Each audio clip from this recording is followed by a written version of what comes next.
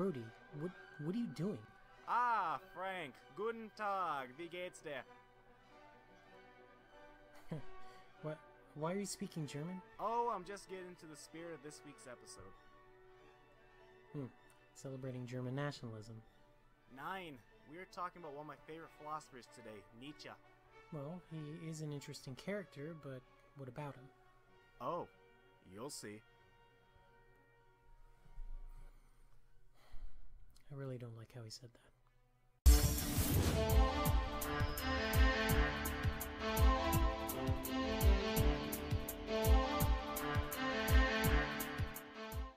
Friedrich Nietzsche is one of my favorite philosophers. He presents the groundworks and ideas such as nihilism, will to power, and God is dead. And before the comment section gets in another war over religion, I am not talking about God is dead in this episode. No, today, ladies and gentlemen, we are going to be talking about Superman. Rather, we're talking about Nietzsche's Superman, or as what he calls it, the Übermensch. Now, once again, I know what you're thinking. Brody, we turn to this channel to hear about science, technology, and philosophy in games. Where does the Übermensch fall in the games?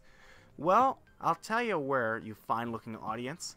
It falls into the one game you would at least expect it to. No, it's not Banjo-Kazooie, though that would make probably the greatest episode ever made. It's the original Bioshock. That's right, New Age Army, we're going to be finally talking about one of the greatest games ever made, Bioshock. So sit back, relax, and prepare for your journey down into Rapture. So how does the idea of the Übermensch relate to Bioshock, I hear you cry? Well, first, let's explain what Übermensch is.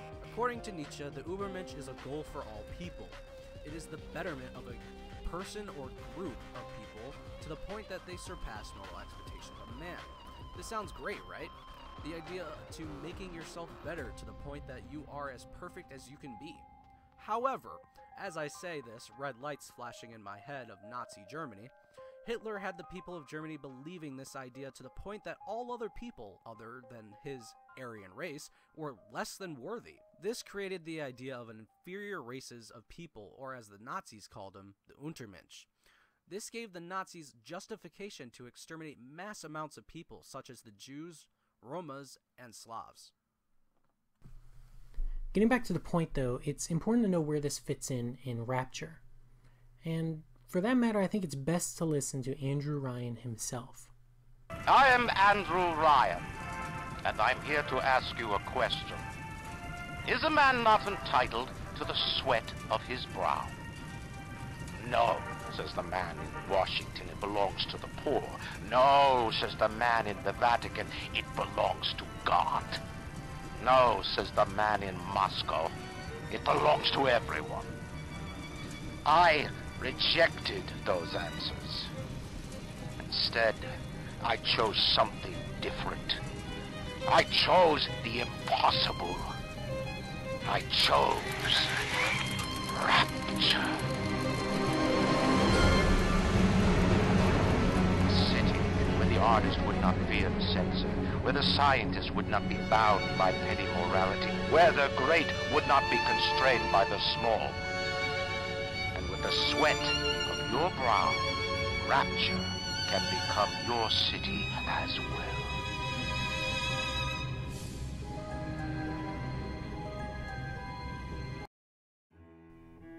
That video still gives me chills to this day.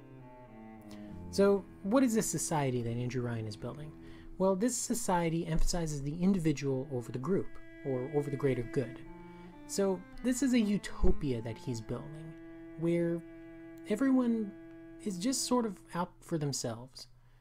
And with that is, everyone only has themselves to blame if they fail in anything.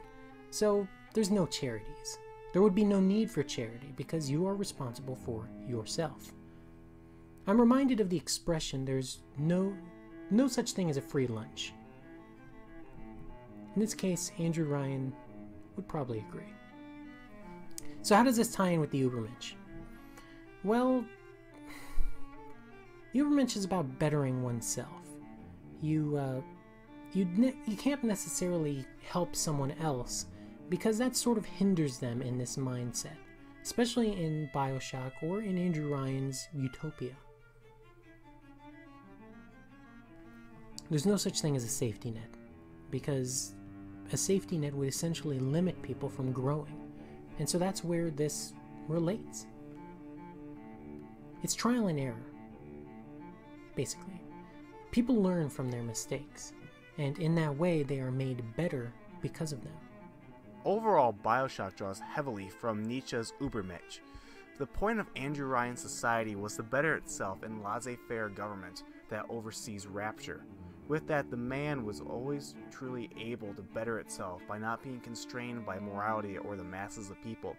With that, things like tonics and plasmas were able to take rise to literally better oneself physically, until the people, started losing their minds due to splicing. Who would have thought that Rapture would be Nietzsche's dream city? And on that interesting note, this is Brody in the New Age Gamers. With the help of Frank Gamer, wishing you a great day. Hey, one more thing before you go. We would like to thank Frank Gamer for helping out with this episode. It was a blast working with him, and we look forward to working with him in the future. Please check out his channel. We have a link in the description below. We made a video about Mass Effect over there. It's kind of cool. Okay, now get out of here. Shoo! Shoo!